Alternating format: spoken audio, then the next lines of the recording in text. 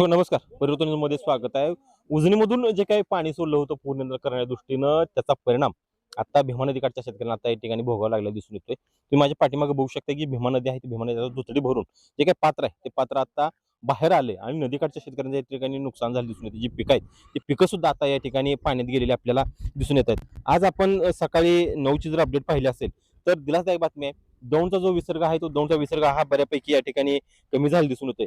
जो दौंडचा विसर्ग आता 55,318 क्युसेक्स इतका दौंडचा विसर्ग आहे. मात्र पूर नियंत्रण करण्याच्या दृष्टीनं उजनी धरणातून जो काय 90,000चा विसर्ग करण्यात येत होता तो कमी करून तो आता 75,000 क्युसेक्स इतका करण्यात आलाय आणि वीज निर्मितीसाठी सुद्धा तो 1600 क्युसेक्सचा विसर्ग हा त्या ठिकाणी सुरू आहे. मात्र आता जरी विसर्ग कमी केला असला तरी भीमा नदीकाठची जी काही परिस्थिती आहे ती भीमा नदीकाठच्या शेतकऱ्यांची परिस्थिती आता थोडीशी धाकधुकीची वाढलेली आहे आणि ही पिकं या ठिकाणी गेलेली दिसून येतात. आता जर आपण या ठिकाणी पाहिलं गेलं असेल तर पंढरपूरमध्ये सकाळी 9 वाजता ही जी काही भीमा नदी आहे ती भीमा नदी जवळपास 1,06,000 क्युसेक्स वेगानं या ठिकाणी वाहते आहे. तर तिचं पात्र या ठिकाणी दिसून येते आपल्याला की वॉर्निंग लेवल जे आहे ते वॉर्निंग लेवलच्या इशारा पातळीकडे ही भीमा नदी या ठिकाणी वाहते. जवळपास 1,07,000 क्युसेक्सचा विसर्ग हा पंढरपूरमध्ये भीमा नदीच्या पात्रामध्ये आहे आणि तोच विसर्ग जर आपण नीरा नरसिंह मध्ये जर मोजला असेल, तिथली जर अपडेट घेतली असेल तर तो विसर्ग 1,29,915 क्युसेक्स इतका आहे.